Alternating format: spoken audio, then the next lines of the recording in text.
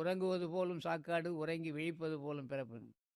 அப்ப நான் உறங்குறேன், நான் எழுந்திருக்கிறேன். அந்த நான் யாராக இருக்கும்?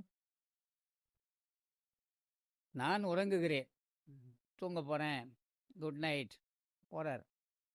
தூங்குறாரு. தூங்குனவர் யாரு? இதைத்தாங்க ராத்திரி கூட சொல்லிட்டு போனாரு. வழக்கமா குட் நைட் சொல்லுவாரு. காலையில குட் மார்னிங் சொல்றதுக்கு நாங்க இருக்கிறோம், அவர் இல்ல. அவர் குட் நைட் சொல்லிட்டு எங்க போயிருப்பாரு? அப்ப இந்த உடலுக்குள்ளே இருந்து தினம் குட் நைட் சொல்றாரு, குட் மார்னிங் சொல்றாரு. அவர் யாரு? அதை பற்றிய ஒரு அறிதல், புரிதல் அவரை நமக்குள்ள தான் இருக்காரு.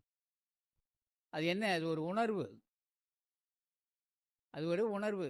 இந்த உலகத்துல நான் இருக்கேன், பார்க்குற பொருள் எல்லாம் உண்மையானது அப்படின்னு எண்ணிக்கிட்டு இருக்கிறேன். இரவு தூங்கிட்ட பிறகு இந்த உலகமே இல்ல. பார்க்கிற கண்ணு இல்ல. பார்க்கிற கண்ணு இல்ல, பார்க்குற இந்த உலகமே இல்லாம போச்சு.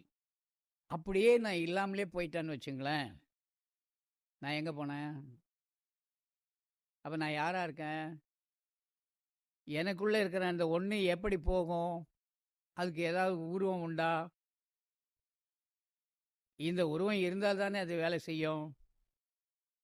அப்போ ஒரு மின்சார விசிறி ஓடிக்கிட்டு இருக்குன்னு சொன்னா, அது உள்ள மின்சாரம் இல்லைன்னா ஓடாது. ஆக அந்த மின்சாரம் நின்று போனால் எல்லாமே நின்று போகும். இந்த உடலிலேயும் ஒரு மின்சாரம் இயங்கிக் கொண்டே இருக்கிறது. இன்னைக்கு சயின்ஸ், அதாவது விஞ்ஞானிகள் சொல்லிட்டாங்க. நம்முடைய உடல் பகுதியில் எல்லா பகுதியிலையும் மின்சாரம் உண்டாகிட்டே இருக்கு, கரண்ட். இது எதனால் உருவாகுது அப்படின்னு சொன்னால், ஒன்றும் உணவினால் உருவாகலை. அது பருகின்ற நீரினால் உருவாகலை. உள்ளே இழுத்து வெளியே விடுகின்ற சுவாச காற்றினாலே அது இயங்கி கொண்டிருக்கிறது. மின்னாற்றல் சுவாசத்தினாலே உண்டாகி கொண்டிருக்கிறது. அதுவே அழகாக சொல்லுவாங்க இன்றைக்கி விஞ்ஞானம், நம்முடைய இருதய ஸ்தானத்தில் ஒரு மின்சாரம் உற்பத்தி ஆகிட்டே இருக்கான். அதனால தான் அளவு மிகாமல் அளவு குறையாமல் அந்த இரத்த நாளங்களை, இரத்த குழாய்களை தன்னதாக்கி சரி செய்துக்கிட்டே இருக்குது. தடையற்ற ஒரு மின்சாரம், பிறந்ததிலிருந்து இறக்கும் வரைக்கும் அதில் தடையற்ற ஒரு மின்சாரம் இருந்துக்கிட்டே இருக்குது. அந்த மின்சாரம் குறைபடும் போது தான் அப்படியே துடிப்பு மாறிக்கிட்டே இருக்கும். அடிக்கும், நின்று போயிடும். துடிக்கும், நின்று போயிடும். துடிக்கும், நின்று போயிடும்.